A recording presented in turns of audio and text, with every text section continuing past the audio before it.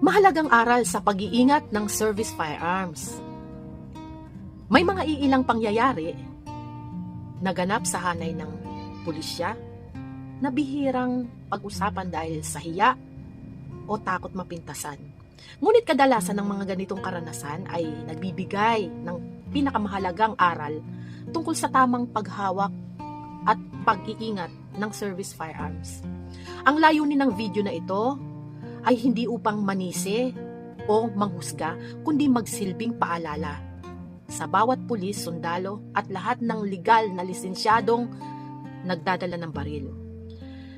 Sa ilang segundo na pagkawala ng atensyon o isang maliit na pagkukulang ay maaaring humantong sa pagkawala ng baril o sa isang trahedyang maaari sanang maiwasan. Tulad na lang ng paglalasing, lalo na kung dala ang service firearms. Ang alak ay nakakaapekto sa judgment, reaction time at situational awareness ng isang tao. Kapag nasa ilalim ng impluwensya ng alak, mas mataas ang posibilidad ng maling desisyon, mabilis ang pagkagalit at pagkawala ng kontrol sa emosyon na maaaring humantong sa hindi inaasahang insidente. Ang pagiging kampante habang nakainom ay maaaring maglagay sa isang tao sa alanganin at magbigay ng pagkakataon na sa masasamang loob na samantalahin ang kanyang kalagayan. May mga pagkakataong maaaring tangkain ng kriminal na agawin ang service firearm na isang taong lasing dahil nawalan na siya ng kakayahang maayos na ipagtanggol ang kanyang sarili. Ang kombinasyon ng baril at impluwensya ng alak ay isang mataas na panganib na sitwasyon na dapat iwasan sa lahat ng pagkakataon. Ang baril ay dapat hawak ng malinaw na pag-iisip, hindi ng emosyong pinapainit ng alak.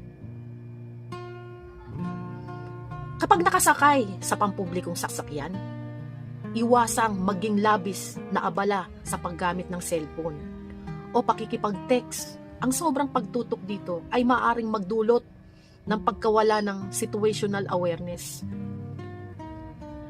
Sa loob lamang ng ilang segundo, maaaring hindi mo mapansin may nagaganap na palang holdapan at posibleng maagaw ang iyong service firearms. Tandaan, ang pagkawala ng situational awareness, kahit ilang segundo lamang, ay maaaring magdulot ng napakalaking problema.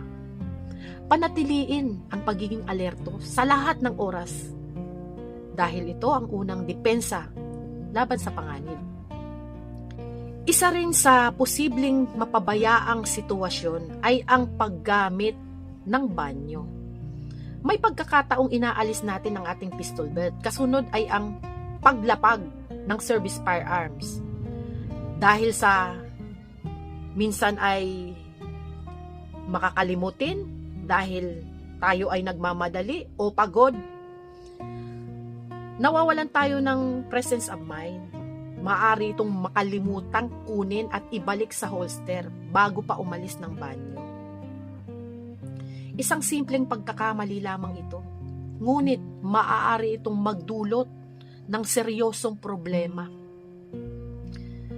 Ugaliing mag-double check bago umalis ng CR, sasakyan, opisina o anumang lugar upang matiyak na dala pa rin ang service firearms.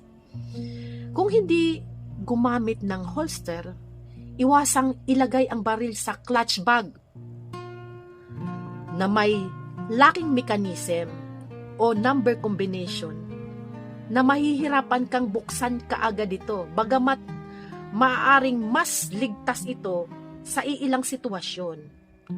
Maaari rin itong maging hadlang sa oras ng panganib. Sa loob lamang ng ilang segundo, maaaring maagaw ng kriminal ang iyong baril kung hindi ito maayos na nadadala o kung ikaw ay wala sa tamang kondisyon upang maipagtanggol ang iyong sarili. Dalhin ang service firearms sa paraang ligtas, ngunit mabilis itong ma-access kapag kinakailangan. Bahagi ito ng responsibilidad ng bawat may hawak ng baril. Sa oras ng panganib, bawat segundo ay mahalaga.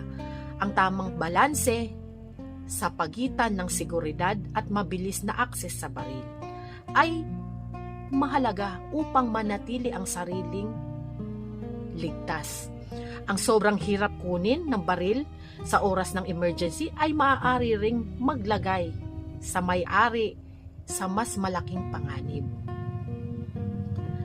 Para sa mga kababaihang pulis at iba pang lisensyadong firearm holders na nagdadala ng baril na inilalagay sa handbag o shoulder bag, tiyaking mayroon itong hiwalay na compartment o tamang holster na nagtatakip sa trigger guard. Huwag isama ang baril sa mga susi, make-up kit, ballpen o iba pang matitigas na bagay sa loob ng bag dahil maaari itong makaapekto sa ligtas na pagdala ng posibleng sumabit at magdulot ng aksidente pag nakalabit ang gatilyo. Mag-ingat sa paglilinis at paghawak ng baril. Huwag hayaang mawala ang concentration at laging sundin ang mga opisyal na safety guns procedure ng inyong ahensya o ng inyong firearms training. Kapag ang baril ay hindi dinadala, siguraduhin ito na nakalagay sa tamang lagayan o standard firearm storage. Itago ito sa lugar na hindi madaling makita o maabot ng ibang tao, lalo na ng mga bata. Mas mainam na gumamit ng secured vault o gun safe upang maiwasan ang pagkawala, pagnanakaw o aksidente at walang pahintulot ang paggamit nito. Walang sino man ang perpekto, kahit ang mga bihasa sa serbisyo ay maaaring magkamali. Kapag pagod, marami iniisip o nawawala ng presence of mind. Ang tunay na professional ay hindi iyong hindi nagkakamali, kundi iyong natututo sa mga pagkukulang at ibinabahagi ang mga aral upang hindi ito maranasan ng iba. Kung may isang tao lamang na maging mas maingat sa paghawak ng kanyang service firearm dahil sa mga aral na ibinahagi sa video na ito, masasabi nating magiging makabuluhan ang pagtalakay sa paksang ito. Maging responsable, maging alerto, at ang pagdadala ng paghawak ng baril ay hindi lamang isang privilege. Ito ay isang pinakamalaking pananagutan. Ang isang sandali na pagiging kampante ay maaaring magdulot ng habang buhay na pagsisisi. Ngunit ang disiplina at pagiging maingat ay maaaring makapagligtas ng buhay.